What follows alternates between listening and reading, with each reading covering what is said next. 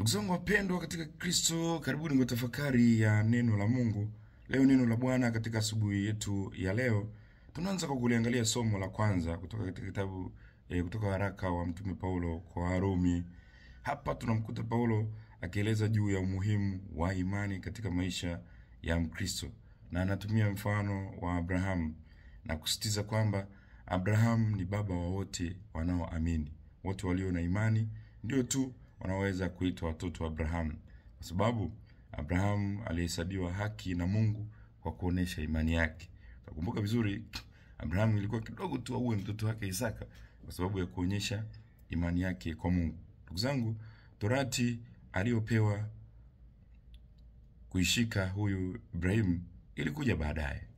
Ilikuja baada ya yeye kuonyesha imani, ndugu zangu. Hivyo yeyote ajitaye kwamba yeye ni mtoto wa Abraham yafaa aonyeshe imani kwanza kabla ya chochote, kwa sababu baba yake ambaye ni Ibrahim alikuwa mtu wa imani kubwa, na pia kwa sababu watoto wa Abraham wameahidiwa pia mbingu. Wote wanaoamini wanakuwa ni watoto wa Abraham, nao wataiona mbingu. Ndugu zangu, injili yetu ya leo inaendeleza ujumbe huu kwa kuonyesha namna tunavyopaswa kuishi imani yetu. Imani yetu inapaswa isimuonee aibu Yesu mbele za watu. Lazima kumshuhudia mbele za watu, na yeye atakushuhudia mbele ya malaika wa mbinguni. Yesu anaendelea kusema kwamba atakayemkufuru Roho Mtakatifu huyo hatasamehewa. Ndugu zangu, kumkufuru Roho Mtakatifu ni kukataa ule mwaliko unaoletwa na Roho Mtakatifu wa kumwamini Yesu ili upate wokovu. Kumkufuru Roho Mtakatifu ni kukataa mwaliko huu na kumwambia sitaki, siuhitaji, acha nibaki peke yangu. Kumkufuru Roho Mtakatifu ni kukataa kutubu. Kukataa kutubu, si utabaki, utakufa katika dhambi yako. Kwa hiyo kama hujatubu, maana yake umemkufuru, maana yake hutasamehewa.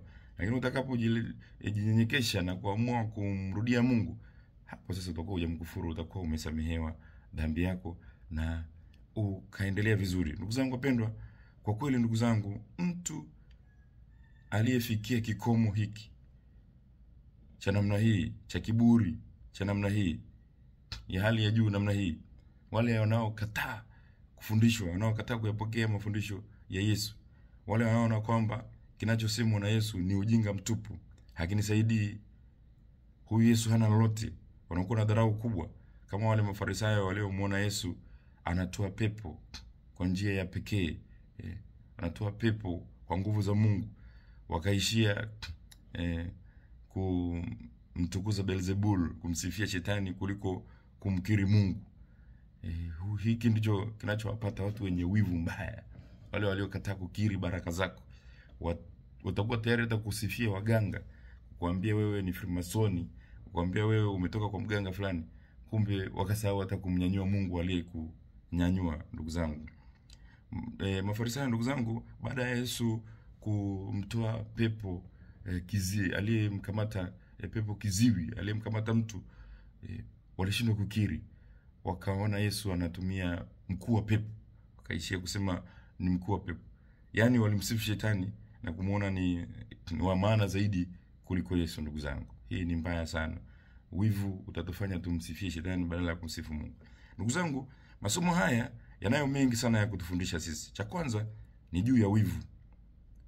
Ndugu zangu, Yesu alitoa ujumbe huu mzito kwamba atakayemkufuru Roho Mtakatifu hata samehewa, baada ya Mafarisayo kumdharau Yesu na kila alichokuwa anafanya na kuona kwamba shetani ana nguvu hata kuliko Yesu. Yote haya yalisababishwa na wivu.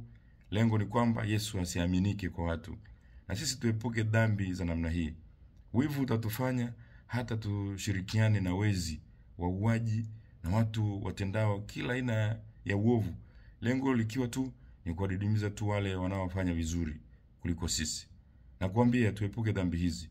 Kama upo tayari kushirikiana hata na wauaji, kumwangamiza mwenzako na kumfanyia ubaya, jua kwamba na wewe unaelekea kumkufuru Roho Mtakatifu, kama ilivyotokea kwa wale Wafarisayo. Walipoona Yesu kaponya mtu, wanakasirika, wanatafuta kila njia ya kutaka kumwangamiza. Kwa hiyo tuwe tayari kushirikiana na wale ambao Mungu amewapa baraka. Tusiendekeze wivu, wivu utatumaliza. Ndugu zangu, kitu cha pili ni kwamba tujifunze pia kukubali kwamba kuna watu wametuzidi katika maisha yetu. Tujue kwamba kuna watu maishani wanaotuzidi kimaarifa, kinyanja mbalimbali. Na kama mtu amekuzidi katika nyanja fulani, shirikiana naye, jiunge naye. Usimwangushe chini, usitafute kumpindua.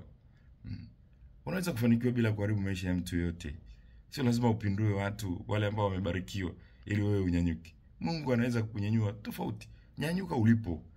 Inawezekana. Sio lazima uchafue mtu ili wewe msafi. Kwanza ukishika tope tu unaanza kuchafuka wewe mwenyewe. Kingine ndugu zangu, lazima tujifunze kutokumuonea Mungu aibu. Dhihirisha imani yako. Kama kuna uovu unafanywa na mtu fulani, sema, usikae kimya. Ukiona kwamba kuna watu wanaonewa na wengine, sema, saidia. Kama wewe ni polisi na mwenzako anaibiwa hapo pembeni yako na umekaa tu kimya, utadaiwa, utaambiwa nilikufanya uwe mtetezi wa watu, lakini unaona mwenzako anaibiwa alafu umekaa tu hapo. Kama wewe ni mwanasheria, uko hapo unaona mtu anadhulumiwa, wewe umtetei, Mungu atakudai. Wewe uko hapo ni jirani, unaona ndugu yako hapo mke wake anapigwa, anaomba msaada, wewe unakaa kimya, huendi kusaidia. Kwa kweli hii ni mbaya. Mke wako au mume wako anamtesa mfanyakazi wa ndani, wewe unakaa kimya, mtetee. Kama Kristo anavyowatetea wale wa dhambi, watoza ushuru, walikuwa wanatetewa na Yesu, kwamba nao ni watu jamani, wanatubu, wanamrudia Mungu. Kwa imani ambayo tunaipata kwa njia ya ubatizo, sisi ndugu zangu ni manabii. Nabii haongei ili kuwafurahisha watu, bali anaongea kwa sababu ndio ukweli wenyewe. Anaongea kwa sababu ni ujumbe wa Mungu. Watoto wako wenye lugha mbaya, waonye, usione aibu.